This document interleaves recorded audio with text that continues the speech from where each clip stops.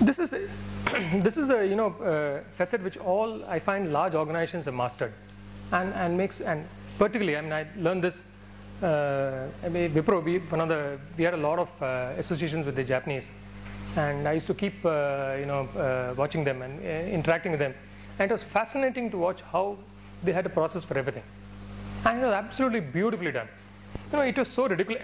Sometimes it bordered on the really ridiculous. We had this senior general manager of Epson. Epson is large at that point in time, manufacturing peripherals and projectors and that kind of stuff, coming to visit Wipro. So, our senior general manager in a Japanese company is a guy who's retired, plays golf, but is treated as God. I mean, it's a very weird this thing. I mean, that's the way we thought he was. So we said, okay, fine. I mean, we have to take him to this thing. We have to make sure that he has a good stay. But the amazing thing was how the entire visit was planned. They made sure they had 2 people who came before, did a recce of everything, made a note of which places he would stay at, made a note of, took a video of the rooms, took a video of the route that he would take, took a video of the places he would visit, took a video of the toilets, took a video of everything. So, because this was for him a completely new experience. So it's important that you're prepared. And to me, I think one thing I learned from there is no gainsaying, the amount of work that you did before preparing for something like that. I mean, if you can prepare so much for a visit, can you imagine the amount of preparation that will go into addressing a market, the amount of preparation that will go into addressing a business? You have to bring that kind of dedication to process. That's the only way it works. And I've seen that transform organizations like Wipro. It was an amazing.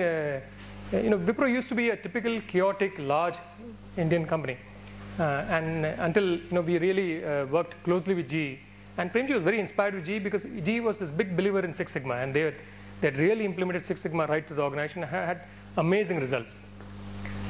So he was very inspired by Jack Welch and said, this is something which we must do. So one of the things that he did and this is actually tells you about how execution works and how the kind of focus that you need to bring to execution, is that when we decided to launch Six Sigma as a program within Wipro, one, he took his best and most, one of the fastest growing managers and made him in charge of the program. And you might have heard of him, Subrata Barchi, who's the CEO of Mindtree. Yeah. So Subrata was actually the head of this program. So first, I think it displayed commitment, saying that if you put your best person on this thing, this is not one, alto-falto training, this thing. The second thing, Wipro had a written set of objectives which everybody had to deliver on, and your manager has to sign off at the end of the year. And so the first objective for everybody turned into saying what is that you are doing on Six Sigma, what is the project that you've done, what are the improvements in quality that you've done, and this became for every manager, that was your first objective, before your business objective, before your P&L, before your sales that you deliver, before your quality objectives. The first objective was what did you do on process quality, what did you do on Six Sigma. Third, he made sure he called all the senior managers, which was about 250, 300 in those days, now must be 1,000, into a single conference hall, launched this program and said, this objective is applicable to everybody. Process has a way of, is ensuring that written down, that you wrote down, you keep reviewing to see how you can make it better. And that is a living, breathing, way of doing things. It's not something. And that, you have a way of assessing and monitoring against that. Unless you do that, there is no way. One of the biggest challenges we had, we run a fleet of vans, about 100 vans in Bangalore. So how do you control petrol costs?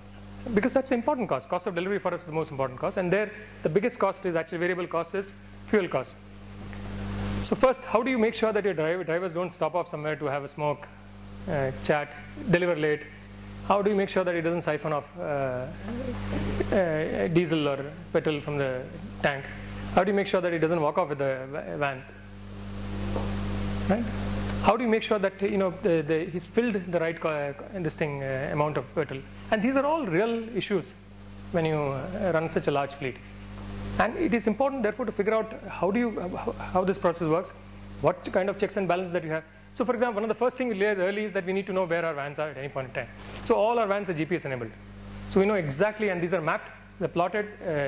This thing is available to every center manager. He knows exactly how many kilometers the van is run. All the van is visually plotted every day, saying how many kilometers ran, how much time did it run. So we know exactly if any variances are there, if anything has moved out. And then you go and check if there is an individual van, we know exactly how much time this guy took to deliver between orders, how much time he spent at the customer place. So therefore, the moment you have this data, the moment you start working with it, it suddenly brings in a lot more visibility. So you have to make sure that you create processes. It's very easy to say, no, how do I find out? Doesn't matter. Let's ensure that we have honest people who will take care of it, and therefore nobody will steal. It doesn't work like that. You always have rotten apples. You always need to, more importantly, in terms of efficiency. So now I know exactly how much time it takes for my van from this particular center to go to the customer place for the first order, how much time it takes between orders, or on average, what time does it take for us to deliver every order. And this is information which is extremely important. So the moment you put down a process, you realize your information needs go up. The moment your information needs go up, you need to figure out, you start figuring out ways to get that information. The moment you get that information, you realize you know more about your business. So it's a very virtuous cycle, and I think makes tremendous difference to your, which is one of the reasons, for example, all our customers, we give a guaranteed delivery, saying if you don't deliver, we'll give you 10% within the time that we've given you, we'll give you 10% of the order credit to you. And the customer doesn't have to call. Nobody has to complain. Because our vans are tracked, we delivered late, the system automatically raises the credit note and credits the customer account. Customer doesn't have to do a lift a finger or do anything. And a mail gets generated, goes to the customer saying, sorry, we delivered late, this is what happened, but your credit is here. And we may deliver late because of, there are floods in Mumbai, heavy rains, the guy met an accident on the way, and all things are possible. On Indian roads, anything is possible. So it is not easy to, but the fact is the moment you have this information, today we deliver about 99.6% of our orders on time. Because the 10% hurts us. We know exactly how much money is going out. Similarly, for example, so there are multiple ways to make sure that you bring that focus on process. And process is about really taking small, simple steps and writing them down about how you conduct business. These are not rigid, documents where for the army where you find a guy in front, shoot him, and this is the process you need to take. This is what you need to cock. This is the number of bullets you fill in the chamber. This is how you need to, point. This is not about that. This is about creating a document which actually tells you what is the best way for you to do it, and therefore then keep measuring it and making it better, and keep making sure that your organization follows it. The moment you do that, it becomes a much stronger organization.